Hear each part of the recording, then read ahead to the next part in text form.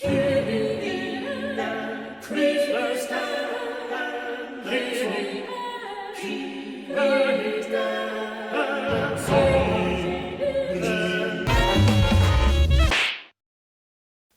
has gained massive success for its heart-wrenchingly funny portrayal of a grieving woman.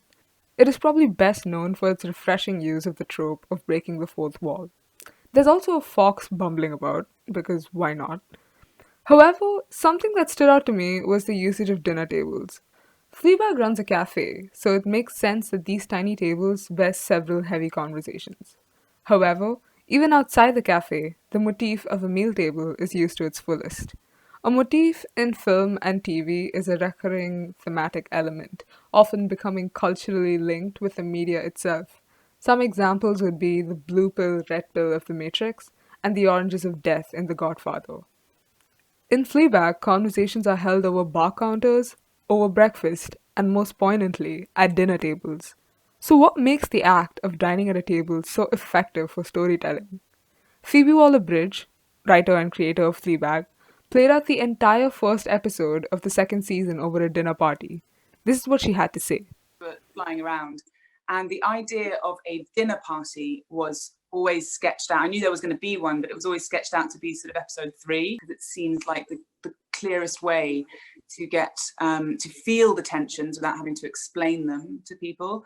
And also the whole point, the whole sort of vibe of Fleabag for me is people having to pretend that they're okay when they're not okay. And there's nothing like a kind of family dinner party to put that pressure on people. So that's how it sort of unravels.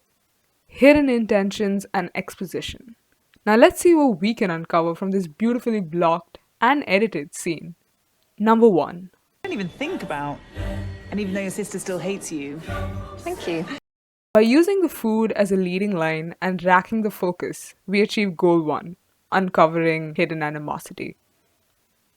Number 2. Seating arrangements at the table are used to focus on Fleabag's isolation. She's in between two couples who are always composed together. She's also rarely shown at the center of the shot, occupying an unfocused corner. Number 3. Seating positions are also used for eyeline matches. Since they are at a table, we instantly know who is the recipient of a look since we know their positions at the table. Number 4. Intrusions from a waitress are used to foreshadow the bond's building Over tequila. Great, thank you so much. Can I get a... and breaking. She also immediately fills up a spot left by Claire, showing how replaceable topics and people are during dinner parties. Speaking of, number 5. I think she might be happy. It's a lot of pressure, but I love it. I have this amazing new partner out there. He's really pushed the company forward. I can't remember the last time he went away. J-cuts are used to show overlapping conversations. Interruptions are a lot more realistic in dining scenarios because the hurt party just goes back to eating, although the damage has been done. Number 6.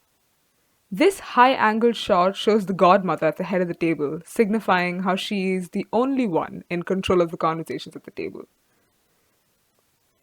Number 7. During a moment of crisis, the crisis being, Get your hands off my miscarriage! the normal shot compositions have been switched in favor of blood relations. Claire and her father are shown together frequently, and the distance between Martin's and Claire's chairs has increased drastically. And, as Fleabag finally put it, This is a love story. by constantly racking the focus between the priest and Fleabag, we are sold the idea that they are two separate parties. But then, we move on to steady eye contact between them as their compatibility increases. And finally, they are both composed front and center, with wine as a social lubricant.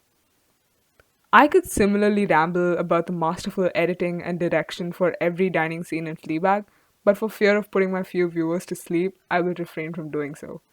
Thank you for watching me read too much into this sequence. I hope you enjoy this breakdown. Either way, have a great day.